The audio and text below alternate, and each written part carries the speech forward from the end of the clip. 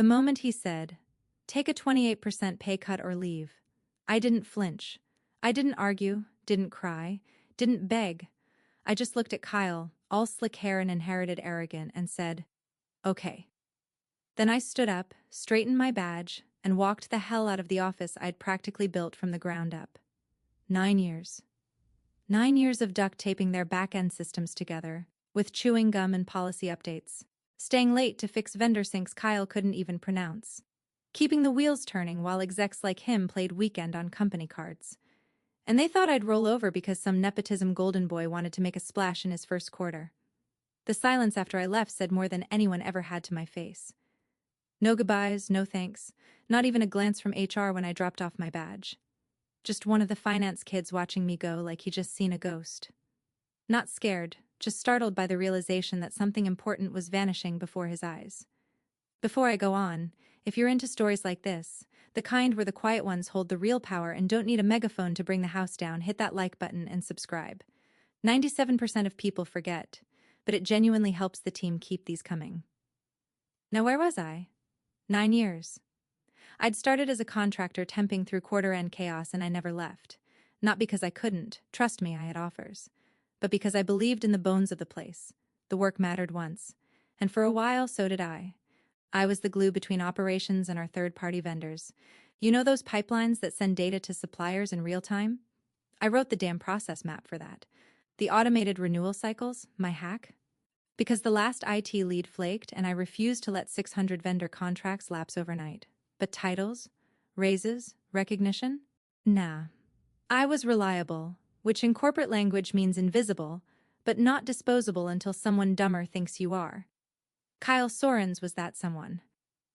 He swaggered in like a CFO starter kit, all buzzwords and bro grit.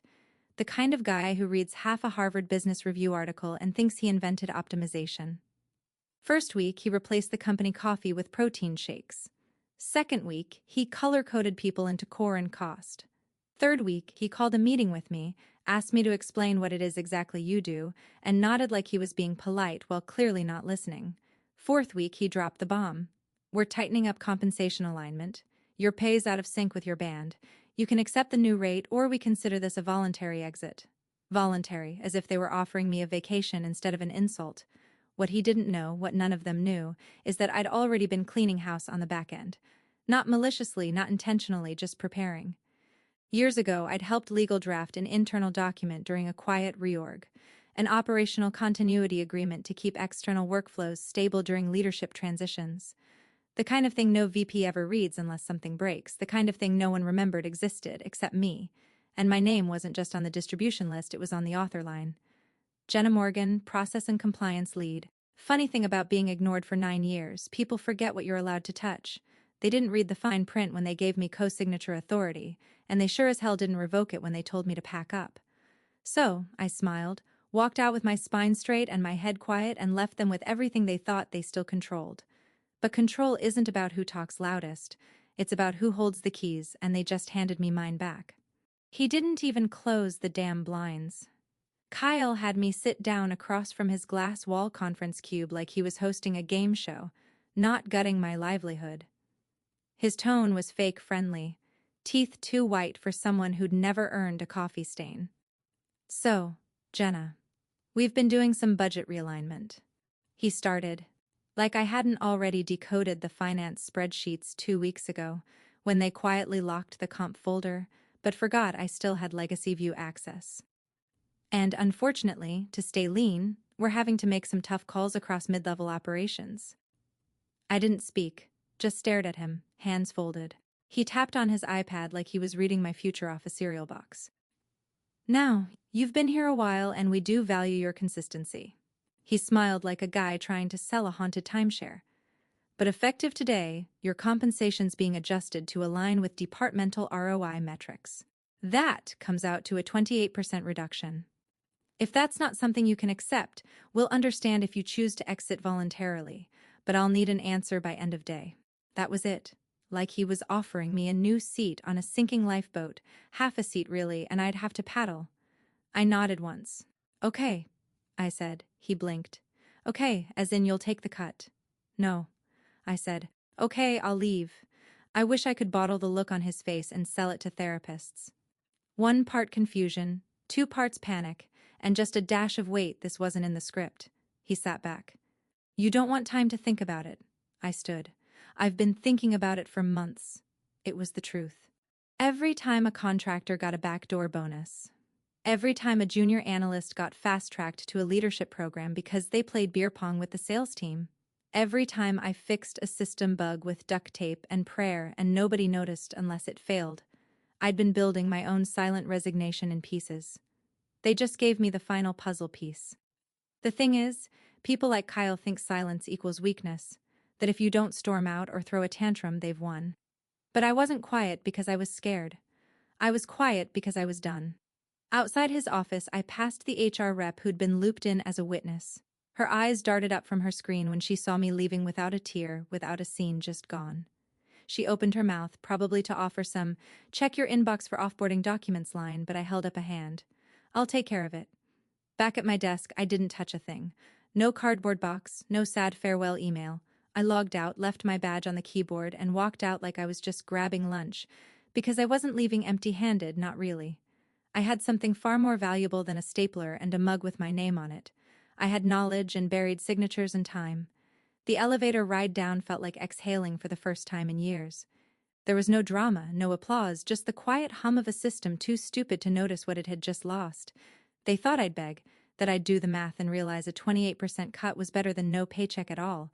But what they didn't know, what Kyle never even bothered to ask, was that I'd already gamed this out. Every clause, every backup, every quiet little string I'd sewn into their operations without them ever looking. Let Kyle enjoy his lean team. Let him bask in the glow of his quarterly cost-cutting spreadsheet. Because while he was out playing emperor with a red pen, I'd been engineering the trapdoor, and now it was wide open. I submitted my resignation at 4:12 p.m. sharp. No drama, no emotional subject line, just a clean PDF with the header. Voluntary resignation, cause-related. I CC'd HR Ops and Legal, even though I knew damn well only HR would open it. And even then, they'd skim. Buried 3 paragraphs down in perfectly dry legalese was the phrase, "Due to breach of prior compensation agreement, this constitutes a cause-related exit as outlined in subsection 14D of the OCA signed on March 6, 2019.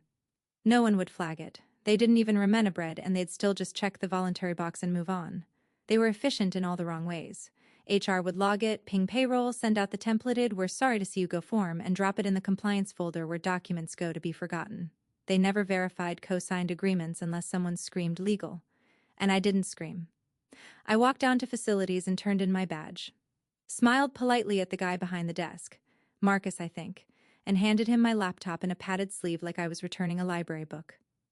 I signed a form saying I'd relinquished all credentials. They never asked about admin access, legacy systems, or role-based overrides. Just a badge and a MacBook. Easy. Too easy. What they didn't know, what no one in that building knew, was that Jenna Morgan had her fingers in more authorization layers than the CIO himself. Not by design, just accumulation. I never gave up permissions when projects ended. They never revoked access when workflows shifted. And I never volunteered the fact that my name was still attached to half the process automation licenses, including the one for our biggest external integration vendor. Buried in a dusty role management panel under a drop-down no one had checked in years was my name. Beside it, operational continuity signatory, external licensing authority. Still active, still valid, still mine. I left it there. See, most people think power in a company lives in corner offices and C-suite calendars, but it doesn't. It lives in the overlooked systems, in quiet redundancies, in the tiny authorized by footnotes no one bothers to audit because Jenna's got it covered. Because Jenna always does.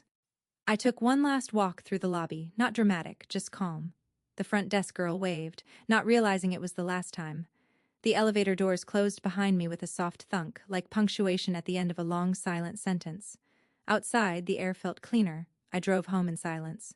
No music, no tears, just the ticking sound of a dashboard clock counting down to whatever would come next. Because while they were rushing to meet KPIs and celebrating cost cuts, I was walking away with a key they didn't even know they'd handed me. They thought they were trimming fat. What they cut was their spine.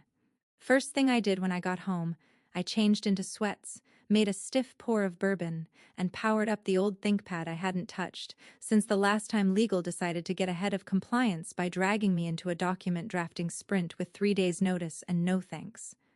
I still had the folders. Of course I did. They called it hoarding, I called it insurance. I opened the archive labeled OCA Drafts Final, actually Final 3. Anyone who's worked with legal knows the naming conventions are more art than science, but I knew what I was looking for. March 6, 2019, mid-reorg chaos. The day I sat, a forgotten back office with the old general counsel patching together a stopgap operational continuity agreement because our supply chain API vendor threatened to pull out if we didn't stabilize the executive sign-off flow. They didn't have the bandwidth, so I wrote the damn thing. And in that haze of late nights and microwave pad thai, I remember the GC leaning over and saying, "Stick your name on clause 14 for now, we'll revise later." They never did. The execs barely skimmed it. Legal signed, ops co-signed, and just like that I became the unofficial gatekeeper for every third-party process integration the company used to fulfill its top-line contracts. I scrolled through the PDF until I hit it. Clause 14D, tucked between two innocuous statements about data escrow and failover timelines. Any amendments to or revocations of vendor licensing and external operational rights must receive co-signature from the original process compliance officer, Jenna Morgan, or an appointed successor. Absent such signatures, said amendments will be considered void and non-binding. I sat back and exhaled slowly. Still there. Still binding. They gave me the pen. They never took it back. I had no illusions about what this meant. I wasn't looking for revenge. This wasn't about burning the place down. I'd spent too long keeping it from collapsing under its own weight. But facts were facts. They had just tried to renegotiate key vendor licenses without realizing they'd need my sign-off. If they'd even glanced at the original contract, they might have noticed the clause, but they didn't, because they never looked at anything I touched unless it broke. And now they were about to learn what happened when something I built suddenly went unsigned. I sipped my drink and leaned forward, pulling up a live dashboard from one of the vendor portals. My credentials still worked. Not shocking. Legacy permissions have a way of lingering when the person who built the bridge never took their name off the blueprints. System status, yellow. Pending signature renewal, Jenna Morgan. My inbox lit up with 2 messages, both automated. Vendor 1 requesting license co-signature renewal. Vendor 2 warning of an expiration within 5 business days. The clock had already started ticking. I didn't reply. I didn't touch a thing because the trap wasn't sprung by sabotage. It was sprung by silence. By doing exactly what they asked of me. Nothing. They cut me loose thinking they were saving money. What they really did was cut the wire holding their entire pipeline together. 5 days after I walked out, the first email landed in my personal inbox at 6:42 a.m. Subject line, urgent. License sync failure. Integration halted. It was from one of our core vendors, the data exchange layer we use to sync order fulfillment with every damn supply chain node in our top 3 revenue regions. The email was polite. Corporate panic barely masked behind its opening line. We've experienced a failure to validate updated credentials for your operations environment. Our records indicate a required co-signature is missing. I didn't reply, just flagged it and opened a new foldout. 3 more came in. 2 vendors, 1 third-party compliance monitor. Subject lines varied, but the gist was identical. Failed integration handshakes, locked credential refreshes, and expiration countdowns tied to the one thing no one remembered existed, my damn signature. The 4th email was a gem. Attached was a PDF copy of the reauthorization form Kyle had submitted, alone. No second signatory, no cross-check. He just slapped his name on it like the CEO of his own personal startup and expected the system to bend. Instead, the vendor's automated compliance filters spit it right back. Clause 14D enforcement isn't optional. It's baked into their contract logic. No co-signature, no access. No access, no data sync. No data sync, no revenue stream. One vendor escalated with the subject line, clarify. Has Jenna Morgan been formally succeeded? I almost laughed. That word succeeded was doing heavy lifting, because as far as the system was concerned, I wasn't gone. No revocation, no reassignment, just silence. Legally, I was still the gatekeeper. And silence doesn't authorize jack. By noon, I could practically hear the screaming through the VPN tunnel. I logged into the old admin panel, still live, still carrying my credentials, and checked the logs. Timestamps painted a beautiful little timeline. Monday, 10:01 a.m., Kyle Sorens initiates license refresh. 10:04 a.m., Kyle completes first stage approval. 10:05 a.m., system flags missing co to signature. 10:06 a.m. system queues process in hold state. 10:11 a.m. vendor receives partial handshake, kicks back rejection, then nothing. No escalation, no override. Kyle must have assumed it was a glitch. Maybe blamed it, maybe told legal to, or just push it through. Except you can't push through a lock when you don't even know where the keyhole is. This wasn't sabotage. I hadn't hacked anything, I hadn't touched their systems. All I'd done was nothing, just walked away as requested. And that nothing, it was louder than every memo Kyle had ever sent. Around 2 p.m. my phone buzzed with a name I hadn't seen in years. Elise, the company's former general counsel, retired now, smart as hell, meaner than a rattlesnake, and probably the only one who ever actually read the OCA. Her text was one line. Did they seriously forget 14D? I replied with a screenshot of the vendor error message. She sent back 3 laughing emojis, then another message. Get popcorn. This is going to be biblical. And that was the moment I felt it. Not joy, not triumph, not even spite. Just the slow, inevitable gravity of justice coming back around like a tide rolling in after a long drought. Because this wasn't a revenge plot. This wasn't petty. This was compliance, cold, clean, unstoppable. And they were about to learn what happens when you fire the one person who actually read the fine print. By Tuesday morning, the unraveling was no longer quiet. It was a symphony of slamming doors, panicked Zooms, and vendor escalation tickets hitting inboxes like hail. Kyle, brilliant, clueless Kyle, was pulled into an emergency vendor call at 9 a.m. sharp. I wasn't on it, obviously, but I heard about it through the back-channel grapevine of ex-colleagues who hadn't dared to delete my number. The call lasted 47 minutes. Multiple vendor reps, legal from both sides, 2 compliance officers from our largest logistics partner. Kyle apparently opened with his usual frat boy charm, tried to smooth it over with words like alignment and restructure. That lasted all of 5 minutes until the compliance lead from Vendor 3 cut him off with, "We don't care about your org chart. We care about the missing signature tied to the OCA contract renewal. You are not authorized to renew licensing alone." Silence. One of the reps then apparently asked flat out, "Has Jenna Morgan been replaced as co-signatory under Clause 14D? And Kyle, bless him, asked, "What clause?" That was the moment everything fractured. Legal scrambled. You could practically smell the panic wafting from their inboxes. Someone in contracts must have unearthed the document finally, because by noon they started calling it an internal oversight and asking vendors to allow for a brief procedural correction. But vendors don't gamble mid-quarter, especially not with million-dollar SLA penalties on the line. By 3 p.m., internal systems started locking down. Logistics stalled. Partner data flows went dark. Forecasting models collapsed because the inputs were gone. Procurement sent an all-staff note asking departments to pause discretionary purchasing, which was code for "we can't reconcile our supply chain, and finance is currently curled up in a fetal position." That's when I got the message. Unknown number. I recognized the typing style instantly. Donnie, one of the junior legal associates I used to coach through vendor compliance hell 3 years back. Smart kid, good instincts. Her text, "Please be honest. Did you trigger this?" I stared at the message for a long second, then typed my reply. No. Because I didn't. Not a finger lifted. Not a wire cut. Not a password reset or a phantom login. All I did was walk away as instructed. All I did was let the silence echo. She replied a minute later, "Then why is it all falling apart?" I didn't answer that one. Temptation buzzed in my blood like static. I could have screenshotted vendor logs, circled Kyle's unauthorized attempt like a high school teacher grading with red ink. I could have posted 14 days as a LinkedIn status and watched the company implode in real time. Hell, I could have responded to Donnie with a laughing gif and the words, "Guess who still had the keys?" But I didn't, because this wasn't about the flex. It wasn't about glory or revenge or showing off receipts. It was about letting the structure speak for itself, letting the absence ring louder than any speech. They wanted me gone. Fine, but they forgot to close the loop. They forgot who was holding the loop in the first place. And now they were learning painfully, publicly, that when you rip out a pillar without checking the foundation, you don't get savings, you get collapse.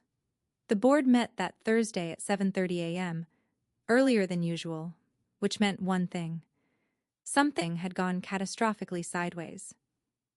The agenda was marked private session, legal, and ops briefing, which usually translated to someone's about to get sacrificed, and everyone else wants to be out of the splash zone. Inside that glass tomb of a conference room, half the board dialed in from vacation homes and yacht decks, squinting at screens with choppy Wi-Fi and bad attitudes. The others sat around the table in creased suits and coffee-fueled anxiety. Kyle, from what I heard, was already sweating before legal even began. It started like most damage control meetings, politely, nervously. The general counsel, a man named Trent, who once called me indispensable, then promptly forgot I existed, opened a thick folder and laid out the facts in his trademark tight-jawed delivery. Over the past 72 hours, multiple external process vendors have either revoked or suspended their integration licenses with us, citing incomplete or unauthorized renewal signatures. This disruption is currently halting 6 of our 9 core operational flows. Legal review has identified the root cause. He paused. As the improper invocation of Clause 14D of the Operational Continuity Agreement. This clause stipulates that any amendments to vendor licensing must be co-signed by the original process compliance officer. In this case, Jenna Morgan, or a formally designated successor. He let the sentence breathe. You could almost hear the caffeine settle in the room. Kyle, ever the tactician, tried to jump in. We thought she'd been off-boarded cleanly. HR ran the checklist. All credentials revoked. Laptop returned. Trent didn't even blink. Credentials were irrelevant. Her authority was rooted in contract law. That power lives in the paper, not the badge. Then came the nail. Trent pulled out a single-page document. Additionally, we reviewed her formal resignation. Under exit notes, she cited her departure as cause-related under the breach of Clause 14D, which he glanced around the room. Renders her exit, by default, a contractual alert. He read aloud, word for word, employee departs under Clause 14D condition. Breach of operational continuity via unreciprocated compensation adjustment without legal revocation of signatory authority. Silence. Not a polite one. A real, thick, air-splitting silence. The kind that settles in when people realize they haven't just made a mistake. They've pulled the pin, handed the grenade to someone else, and told them to go clean the windows. The CEO, a man named Larry who'd spent the last 6 months chasing Series E funding like a golden retriever after a Tesla, leaned forward, pale. He looked down the table at Kyle, his voice barely audible. You let her quit. Kyle opened his mouth, then closed it again. Words abandoned him for once. Larry didn't yell. He didn't throw anything. He just slumped back in his chair and pressed both hands over his face like he was trying to physically hold his brain inside his skull. Because now he knew. They hadn't just lost an operations lead. They'd walked her to the door, handed her the keys to the vault, and told her to lock it behind her on the way out. And she had. Not out of spite. Not even for power, but because she followed the rules they didn't think applied to her. The one person they all underestimated had written the clause, enforced it, and walked away under its full protection. One board member reportedly murmured, "How the hell did we miss this?" Another replied, "Because we didn't ask who wrote it. We just signed it." And that, right there, was the collapse. Not in flames, not in a headline, but in the quiet collective realization that they hadn't just made a tactical error. They'd dismantled their own spine, and now the whole machine was seizing. The statement hit the company's homepage Friday morning like wet cardboard. Due to evolving vendor strategies and alignment initiatives, certain service transitions may temporarily affect operational continuity. A wall of fluff and legal lotion designed to soothe investors and bamboozle anyone who didn't know what the word continuity meant in this particular context. The truth?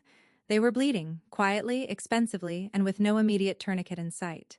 Kyle had been benched, not terminated, not yet. Just removed from all vendor-facing projects, stripped of signatory authority, and internally flagged under a damage control label I'd seen used once before. Strategic containment role. Corporate purgatory dressed up in bullet points. A holding pen for executives who might still know too much to fire cleanly. His calendar was cleared and his Slack access, from what I heard, was reduced to read only on 3 channels. He'd gone from VP to placeholder in 4 days. Legal was told, delicately but clearly, to reach out to me. No apology, no ownership. Just a message sent through a junior associate I used to mentor, politely inquiring if I'd consider reviewing the vendor OCA structure for signature reinstatement. I didn't reply. Instead, I opened my laptop and logged into a brand new admin panel. one tied to a boutique logistics consultancy I'd quietly joined the week after I left. Competitor? Technically, but leaner, smarter, and importantly, built on systems I wouldn't have to duct tape every Friday night to keep running. They gave me a desk. They gave me a title. They didn't give me politics or protein shakes. And most importantly, they listened. I was knee-deep in a vendor audit flow when the offer came in. Courier envelope, heavy stock paper, no sender listed, no logo. Just a neatly typed letter offering a discretionary retainer north of 6 figures to return as a special continuity consultant. It was unsigned, deliberately, I'm sure. A fig leaf of plausible deniability, like maybe I just imagined it, appeared on my doorstep. I didn't shred it, but I didn't respond either, because this wasn't about revenge. If I'd wanted blood, I'd have gone to the press. If I wanted attention, I'd have posted the clause on LinkedIn with a smirking caption and watched it light up like gasoline. I could have built a brand on it. But no, this was never about that. This was about walking away with my name intact, about watching the tower fall and knowing I didn't lay a hand on it, about leaving a place that thought I was disposable, only to find out I was the damn power cord. They'd expected a meltdown, a tantrum, a lawsuit maybe. Instead, they got silence, and that silence was deafening. Now they were drafting offers without signatures, hoping money could rewind what negligence cost them. But I wasn't interested in being their patch, not again. I didn't need their title. I didn't want their check. Because nothing, and I mean nothing, is louder than the dignity of saying absolutely nothing and being heard anyway. It was a Tuesday morning, rain tapping lazy rhythms against the cafe window. I sat alone, corner seat, same one I always chose. Half out of habit, half because it faced the door. The coffee was average, the view forgettable, but the quiet, that was mine. At 9:37 a.m., the courier arrived. No eye contact, no pleasantries, just a leather folder placed gently on the table as if it contained something sacred or radioactive. He walked out without a word, coat already soaked by the drizzle, leaving behind nothing but the envelope and the scent of wet asphalt. I stared at it for a while, letting the weight of it settle into the moment. I already knew what was inside. Not because someone told me no one had dared to call, but because timing has a way of confirming what people won't say aloud. When I finally cracked the seal, it was exactly what I expected. Board meeting minutes, confidential, stamped, numbered, buried inside a single paragraph under General Counsel Summary, Emergency Session.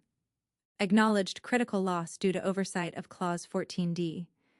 Immediate review of legacy operational agreements to be undertaken. Strategic restructuring necessary to restore vendor confidence. Recommendation to establish a compliance advisory role moving forward. Scope under discussion. It was clinical, bloodless, the kind of language used when people are trying to make disasters sound like strategy. But that line meant everything. Acknowledged critical loss due to oversight of Clause 14D. Not unexpected setback. Not employee transition challenge. Not even procedural misstep. Loss. They didn't name me, didn't have to. The clause was me. I closed the folder slowly, folded the page like a letter I'd written to myself years ago and slid it into my bag. No photos, no calls, just the soft creak of leather as I zipped it shut. Outside, a new courier was arriving, this one for a couple across the room. Life continued. People drank their coffee, phones buzzed, the world didn't stop, but mine shifted. Because in the end, I didn't need revenge. I didn't need headlines or apologies or some performative offer of return. I didn't even need them to know how close they'd come to collapse. They knew enough. They knew they'd fired the wrong person, that they'd rewritten the org chart, and in doing so quietly deleted the one signature they couldn't afford to lose. And now? Now they were rebuilding, scrambling, quietly acknowledging what none of them said in public, that sometimes the quiet ones aren't just part of the system. We are the system. I sipped my coffee, tucked the envelope deeper into my bag, and smiled faintly. Turns out the signature they erased was the one they needed most.